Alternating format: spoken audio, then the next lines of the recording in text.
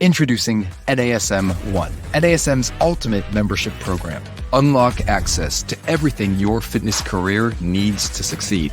Unlimited CEUs, free courses, access to our premium app, and exclusive discounts, all for $35 a month. NASM One is best-in-class tools, cutting-edge certifications, confidence in your craft, and everything you do as a personal trainer made easy, so we can achieve our greatest goals together as one.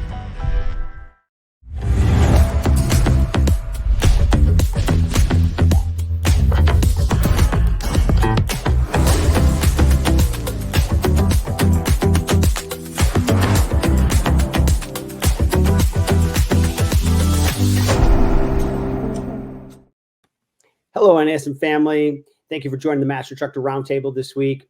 I'm Regional Master Instructor Marty Miller here with fellow Regional Master Instructor, my dear friend, co-host, Miss Wendy Batts. Wendy, how are you? I'm great, Marty. How are you?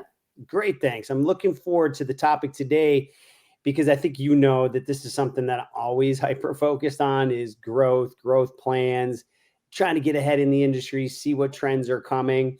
And I think that our role here with NASM is to not only bring out the science within the OPT model, but also really try to be those mentors or sounding boards for those individuals that have either started out or been in their career and really maybe have hit a plateau and really aren't sure where this industry is going.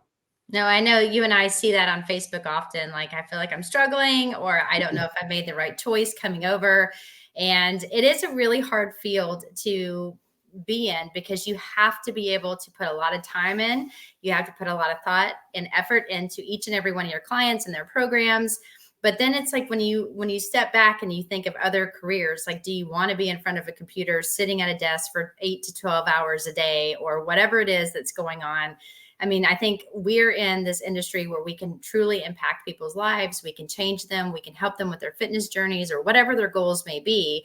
But it's also a good reminder every once in a while to see that we are trending in a very upward position, especially if we're looking at what we're going to show you, the results from 2012 to just even 2021. And of course, we're way above that. So, or past that. So I think this is going to be a really good one, just as a reminder. And sometimes looking at the stats, if you're one of, like Marty and I kind of like to know about the research and want to know what's out there, I think it's a really good reminder for sure.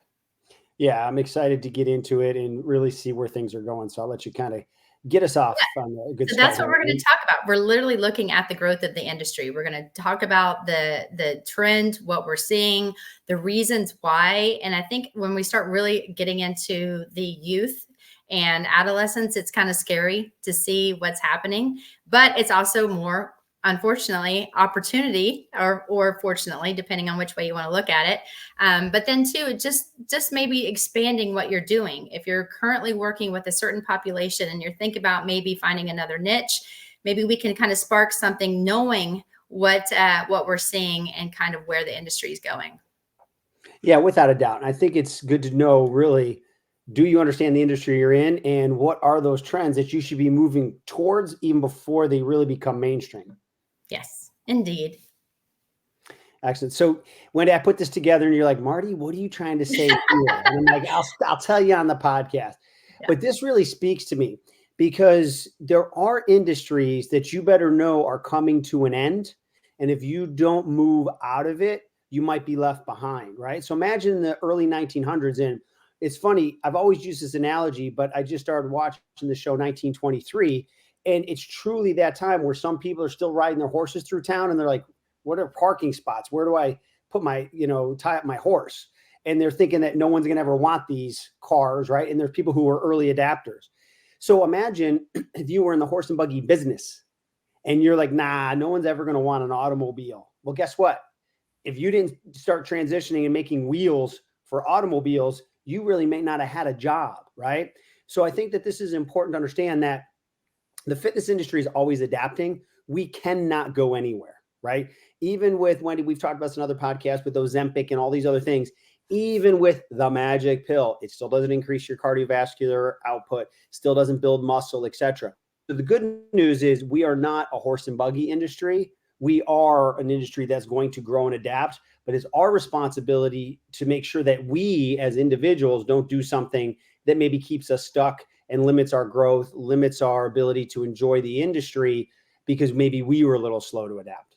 Well, and I think too, think about when the OPT model first came out. I mean, we actually put it into, I say we, but Dr. Clark was the founder of the model. And when it was implemented into NASM in 2000, I mean, this is 24 years ago, and nobody knew what was going on with physio balls. The foam rollers hadn't been brought into the fitness industry, and people looked at us like, what is happening? But you know what? Look at what it is now. You see foam rollers all the time. We don't call it self-myofascial release anymore. It's self-myofascial technique because there's research. We actually say, you know what? I have my education in exercise science versus just going to the gym and looking for that one person that's pretty yoked and, and that's what I want to look like, or that's who I want to train me because he's a fine looking piece of man that, like whatever it may be, like we've actually started to say, okay, what's the education? What are their credentials? What are we, what is it that they can do to help me be able to become the person that I want to, who's going to help me achieve my goals. And then there's the accountability standpoint. We've talked a lot, and Marty, you did your doctorate on it, the importance of just the cognitive part of it, knowing that you need to be empathetic when somebody really needs you to be hard on them.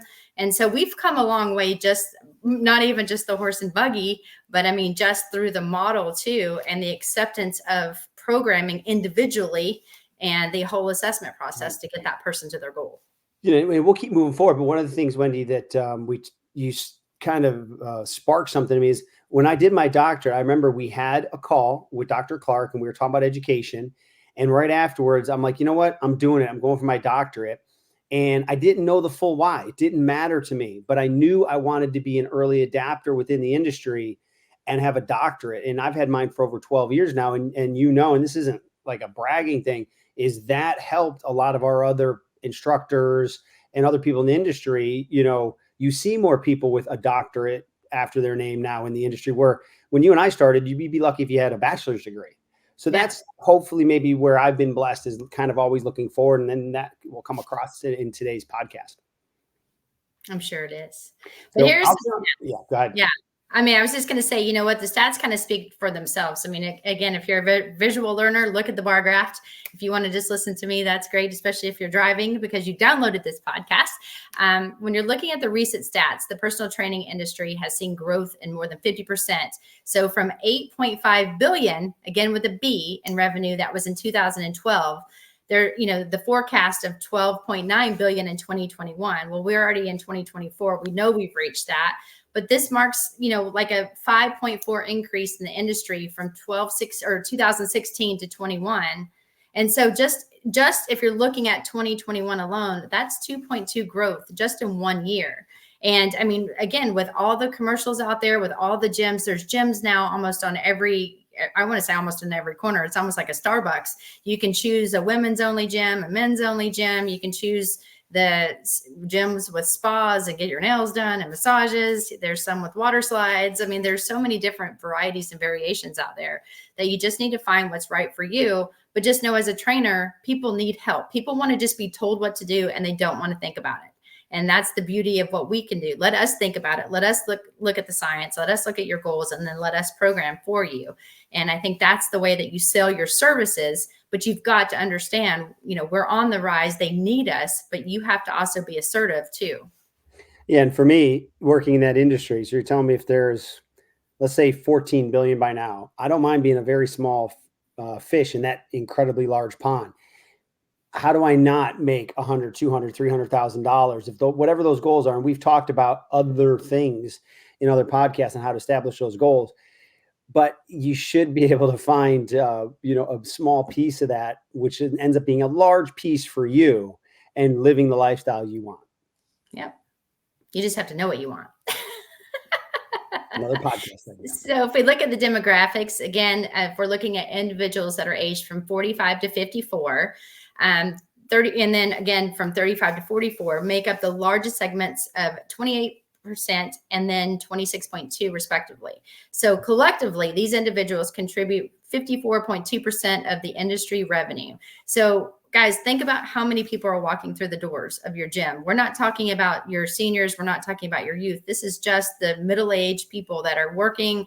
They're, they have families. And so that's a huge portion of that. And especially if you're in the gym, what is your downtime? If so, maybe there's women that have children that's the time you can bring those guys in. You can do different type of group sessions. There's so many different things out there, but you have to know what are the demographics that you live in too. And then where can you then enhance your low hours if you need to, in order to bring more people in. So, when you're looking at the individuals age 55 and older, that's the 23.4 of the demand. And the individuals that are 18 to 34, they contribute 16.8%. And then, of course, the individuals from the ages of 18, they make up about 5.6 of the demand. So we're going to continue on, especially with the younger group. But I think too, think about the baby boomers, think about the seniors. Work out, and I've even told people this: if you really want to work with seniors, go to some of these assisted living places or work deals out with so many of these different corporations, because they want people like you to come in, and they'll pay you a flat rate to come and give a session to anyone that wants to join. So it's something that you can schedule, and it makes it easy. Yeah. And Wendy, building off what you said with all that, which was incredibly accurate and insightful, is my mind started going, okay, what unique specialization or what unique offering could I do to communicate to each generation? You don't communicate the same to every generation. There, of course, is going to be some crossover, but I might look at, this type of programming for this generation. I may need to market myself and communicate the way this generation wants to hear. Or if I'm on social media, it's going to connect with these people. So you have to have a little bit of a business mindset and marketing mindset, but then you tie that back to your growth plan on education. So if you see, let's, look right here, the largest group is 45 to 54 and 35 to 44. So 35 to 55, I would have to sit and say, okay, if that's the biggest group of people, 54.2%, if I'm not speaking to them with what I offer, I'm already down to 48.8% of the, or 45.8% of the people that I can market. So these are the type of things that you can look at and make sure that your skills match up, or you have layers of skills that can go across each generation. Well, and I think that's actually a really, you keep saying stuff and we're like, oh, that sparked something else. Well, look at the other piece of the pie too. Again, we're looking at Marty, kind of our age, and we're the ones that go into the gym. A lot of times we don't have to, we already kind of had the motivation to go in because we read constantly. We're seeing the news. We're pretty active in the community, especially if you have children, or Marty, now you grandchildren, but we kind of know what's going on when you're going into the gym. But if you're wanting to work, and I keep going back to the seniors, they contribute 23.4%. They're not going to be on social media. They aren't. They don't like social media. I know. I mean, people, I have a lady that's like my second mom. She's 70. She hates technology. She's like, every time I get on it, I break it. I can't get my phone to work. I can't get my voicemails, or I can't turn my computer on. A lot of these individuals don't like that. So if you're marketing to seniors over social media, they may not be the one that's seeing it. Or if so, they're still on Facebook, which I know now people are like, Facebook's kind of for the older people. That's fine, but just know that you're going to have to market differently to that. Mm-hmm. And you better believe if they're 18 or younger, they only care about text messages, and they only care about Instagram, and they only care about all the other like newer technology that's out there. So you kind of have to figure out what's your niche. And then to your point, Marty, you have to have a different plan for each one. Love it. Great points, Wendy. So here, when you look at some more trends, industry growth is expected to continue its rising trend. So we're looking here, forecast increase annualized rate of 1.4, which doesn't sound like a lot, but when you're already at the billions, right? So next year or two, we're going to hit, let's round up to $14 billion. So, you can see here, we put in the reference where we got this traineracademy.org, personal training, industry statistics. So it's just some certain things, leisure and sports. So again, I love playing pickleball. So can you specialize in that? Then you've got, niche markets. So you might work as a corrective exercise specialist like yourself, Wendy, or other things. Health consciousness. We know longevity is coming. So are you studying that? What are the new opportunities? Are there going to be new segments? And then consumer disposable income. So these are the type of things that we have to look at as our industry trends. We're not going to dive into each one of these here, but it's just a mindset of, this is how I'm going to map out my success plan within an industry that's growing at a rapid rate. Yeah. And I mean, I actually had a client this morning that sent me because he knows that I love it, but 2 research articles about pickleball, Marty. That's what triggered that. And he was showing us like the increase in injuries. We know this, we're seeing it. It's wonderful because our advanced aged individuals, so I don't want to call them seniors anymore because we call them active older adults, but they're getting out there and they're playing. However, a lot of times people haven't been working out. They haven't been going to the gym. They don't know anything about foam rolling. They don't know anything about stretching. They do some of the old school stretches. Then they go out and try to play pickleball and they're rotating and moving on 3 planes of motion. And the interesting fact that I read was it was about 28% of males that are getting injured and 28% of the females. So there's actually a 50-50 on, there's not like women are getting more injured or men are, it's actually even because of the demand of the sport themselves. And because now they're rotating and doing things that their body's not used to doing because they haven't been in the gym. Right. And Wendy, please send those articles. Just as a shameless plug, at Idea World this year, I'm doing one on pickleball and the OPT model. There you go. And the biggest thing is they don't like to backpedal, so I'll leave it at that. So yeah. We'll keep moving forward here on today's topic. If you're just joining in, Marty Miller here with my co-host Wendy Batts, and we're talking about growth industry within that industry here in fitness and how you can understand these numbers, but use that as a success plan, so that way you make sure you grow as the industry grows. So Wendy, I know you're very passionate about this. I will turn it over to you here. Yeah. And I mean, I'm passionate about it because back in the day, Marty, was when we first started teaching. And again, this was over 20 years ago, guys. We were always talking about, type 2 diabetes. And, unfortunately, we're seeing this in our parents, and we're seeing, these elderly individuals coming up with type 2 diabetes. And then it was like a huge switch of, wait a minute, it's really not about older adults that are getting type 2 diabetes. We're seeing this more and more in children. And so because of that, we're looking at the obesity rates in children. And unfortunately, it's on the rise. And so the more that we start looking at this and we're looking at the reasons and rationales why, number one, kids aren't getting outside to play as much, which unfortunately we're going to see that when we see this turntable on the next slide. But if you just look at the statistics only, like the children are accounting for 5.6 of the industry's revenue at the moment. However, like when you're looking at it too, and you're looking at the CDC stats, childhood obesity is affected and is estimated 18.5% of, or again, 13.7 million children and teens. So that's almost like tripled within the last 30 years. So we're seeing this of what's happening. And so when you're looking at these statistics, second grade, 22.3%, and then you're above like what their normal weight status should be. And again, this isn't something that I say, oh, your child should weigh this to be healthy. This is something that is coming out saying if your child, they have the growth chart every time you go to the doctor with your kid. When you're looking at these and you're seeing the numbers go up, it is like by 11th grade, 24.6% of percentages of children that are obese in the different grades. And then they want to know why people are getting bullied and why depression is so much, or there's so many things happening. And so if you have that niche of working with children, you have a way of changing someone for their mental health, their physical health, and also, helping them just in life, because that's not an easy stat to have or one anyway. A couple of things that I saw when I was doing my doctorate. So the numbers are worse. Remember, we're talking about obese. We're not talking about overweight. So double that.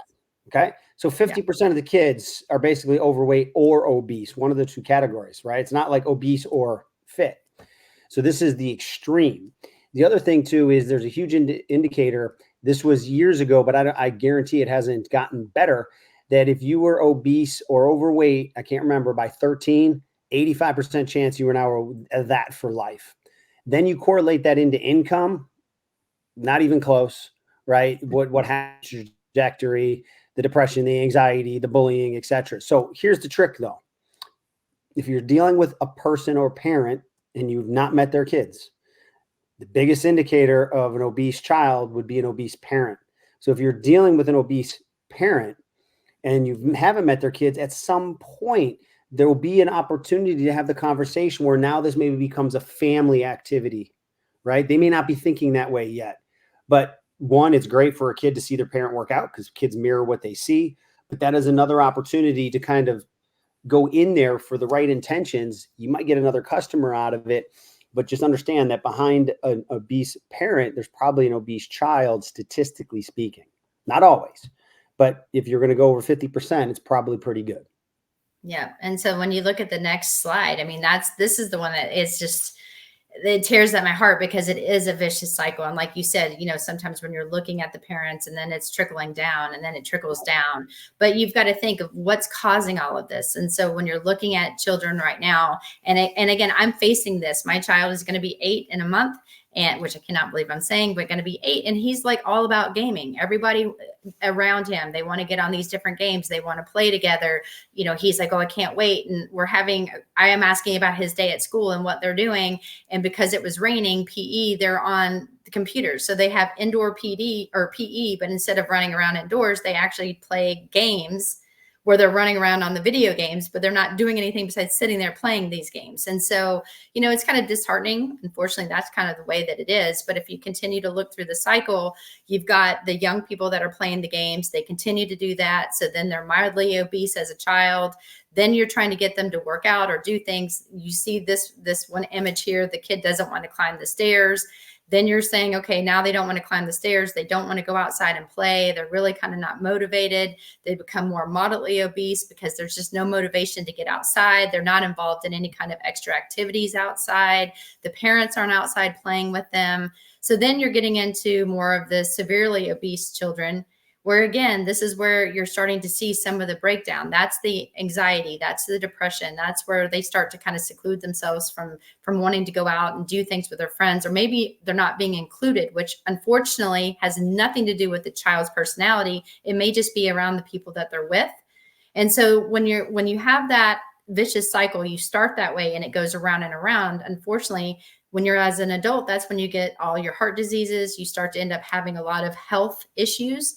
So it's one of those things you want to break it early, but unfortunately, if you don't, this is what the trend that we're seeing. And again, I didn't pull this. This is something that was given to us, but you know, the majority of today's children will have obesity or be obese by the age of 35 if they start at a young age.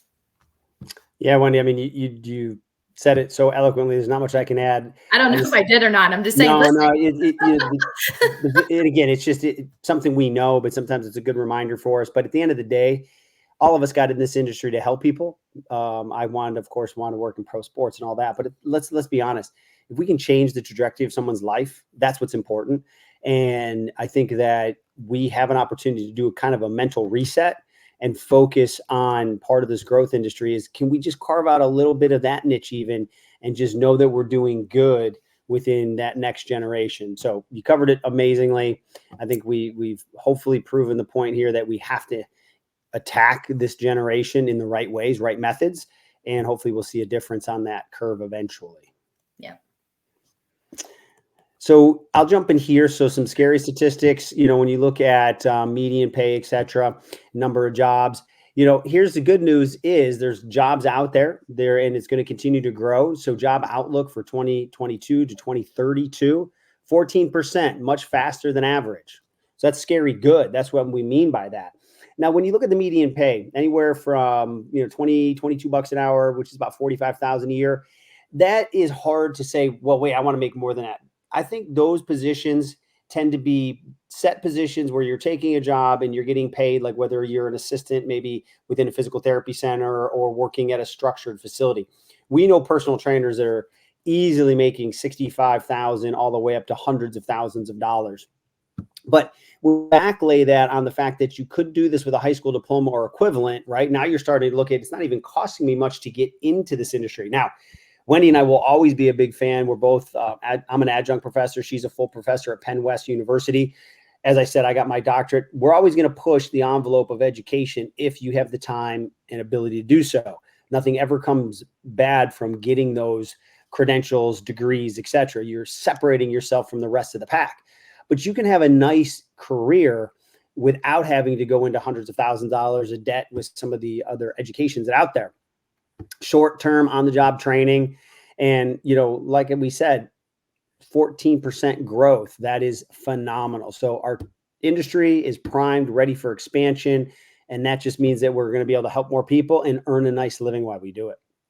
Absolutely. And we always hear, Marty, you and I get this all the time. And I love these questions, but Ken and I were talking about this on one Random Fit podcast, because we have, Kat Bearfield, who's a dietitian, joins us, a registered dietitian. She joins us often.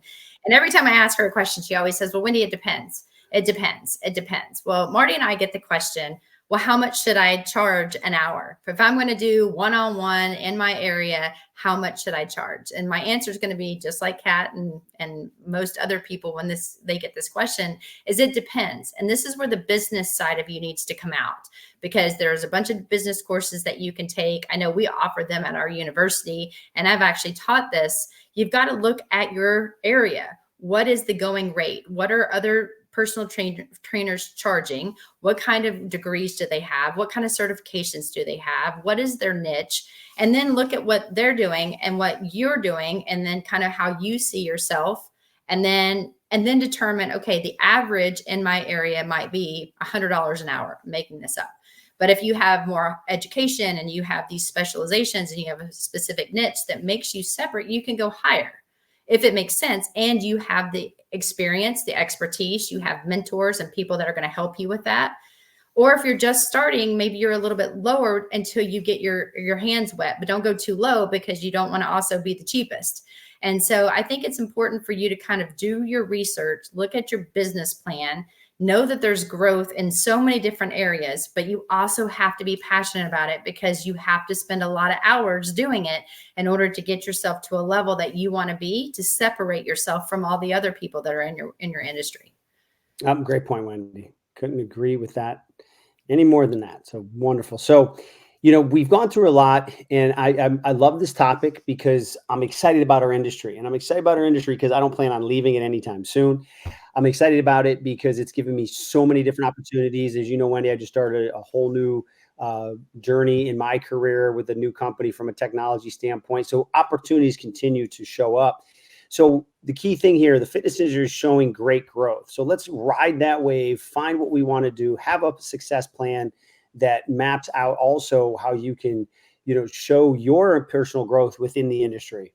And, can you make an impact? Or I'm going to say, maybe I should rephrase it. I'm the one that create this, is how can you make an impact? It's not, can you? Okay. That's a mistake on my part. It's how can you make an impact, or how do you want to make an impact? And then we're in the middle of a healthcare crisis. How can we be the leaders in making that big impact? So those are hopefully 3 takeaways that you get from today's podcast. Mm-hmm. Well said. Well, Marty, I was, I like it when you're like, we're going to talk about this, because again, I know you're super passionate about it. This does kind of bring out the kind of geekier business side of both of us a little bit, because we've been there. We've been on the trenches of just starting out, trying to figure and find our own way. Again, if you're new to NASM, there are so many different resources that you have and people you can reach out to, but get your education, find your niche, look at your surrounding areas, and you can be super, super successful. But if you have specific questions for myself, you can always email me at wendy.batts@nasm.org, or you can find me on Instagram at wendy.batts13. And my information is coming right here. Instagram, dr.martymiller72. And then my email, marty.miller@nasm.org. So for all of you that joined us today, thank you so much. Please remember, NASM does a great job with multiple podcasts. So make sure you go to anywhere that you will follow podcasts, not only the Master Instructor Roundtable, but there's many more to continue to gather great information from so many leaders within the NASM umbrella. So for all of you that joined us today, thank you. And of course, we look forward to seeing you again next week on the Master Instructor Roundtable.